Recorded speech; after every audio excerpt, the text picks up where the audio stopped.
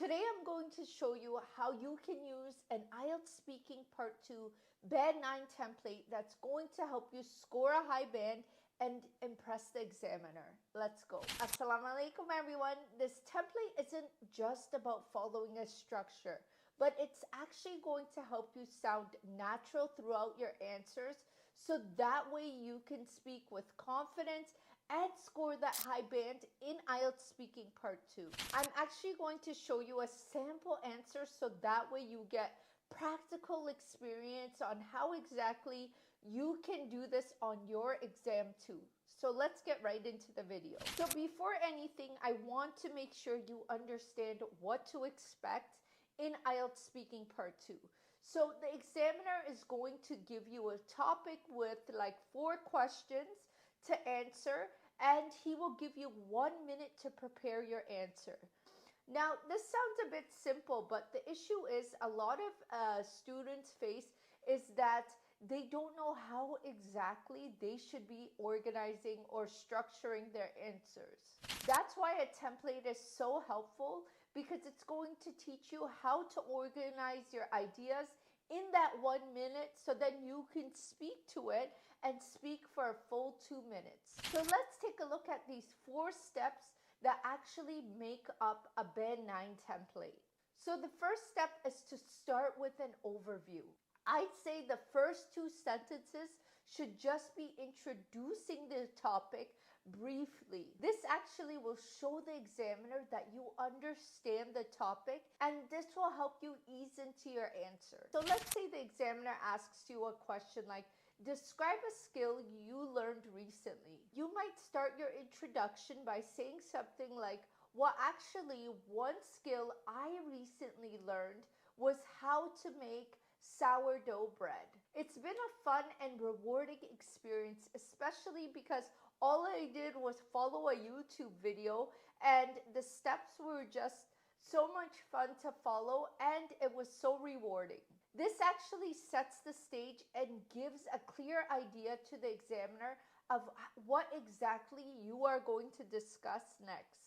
And the second step is to answer the prompts. So what you want to do in this step is that you want to make sure you are answering the bullet points that are being asked by the examiner. So let's say the question is what skill you learned, how you learned it, and why it's useful.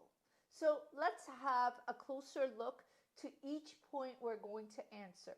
So as I mentioned earlier, I actually learned how to make sourdough bread by watching a few YouTube videos, and then I decided to give it a shot. I was a little skeptical at first, but I decided, hey, what's really going to happen if it doesn't go well? I will just try again. So I watched 2 to 3 videos and they all followed the same directions. I think making homemade bread is useful because it's a lot healthier than buying store-bought bread, and you know exactly what ingredients you are putting into that bread.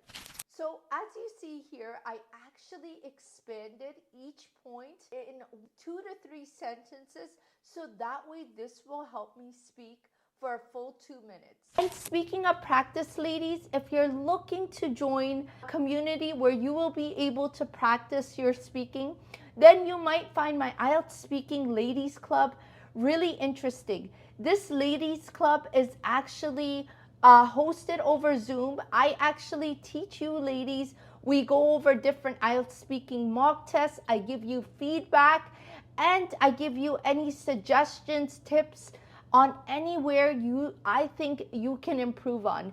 If you are interested in this ladies club, make sure you join down below. I've made it specifically for those of you who are stay-at-home moms, who have lots of responsibility of taking care of your children, and maybe you want to learn English from home and you want to become that confident English speaker.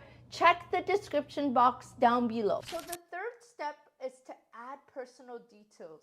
What you want to do here is to make the response more memorable and engaging. Maybe add a personal story or unique detail that connects to the topic. So here's a sample answer. The first time I tried baking sourdough bread, the recipe didn't go as planned. Actually, I didn't allow the dough to rise for as long as I should have. So when I tried to bake it in the oven, it was not rising and everything was just not going well. But I didn't give up. After a few attempts, I was able to make the exact bread that I wanted, and it came out nice and crispy, just the way my family and I enjoy it. Personal details actually make your story sound more authentic and make it sound more real. So you want to remember this for exam day. And then step 4 is finishing strong. End your response with a concluding sentence that's going to wrap up all your points. This will actually leave a positive impression to the examiner that you are able to conclude all your points. Something along these lines. Overall, learning how to bake sourdough bread has been such a fun journey. Although it has been challenging, I've realized that giving up is not an option. You just need to keep trying until you get it right, and then after that, you will be an expert at baking sourdough. So now that you are familiar with the structure for a part 2 question, I'm actually going to give you 2 example questions I want you to work on. Describe a time you helped someone, who it was, what you did, and why you did it. I want you to write your answer in the comment section so I can help you out in exactly how you formatted your answer. So guys, I'm going to wait for your response in the comment section, but for today, that's it. Also guys, if you're looking for a PDF version of this lesson, then make sure you download it in my description box below. Just remember that with this IELTS Speaking Part 2 Band 9 template, this is going to help you structure your answers and make your responses a lot more clear and organized. Remember to practice this structure and tell me in the comment section how exactly you would respond to the question I just gave you. If you found this video useful, then make sure you subscribe to my YouTube channel and I'll see you soon. Assalamu alaikum.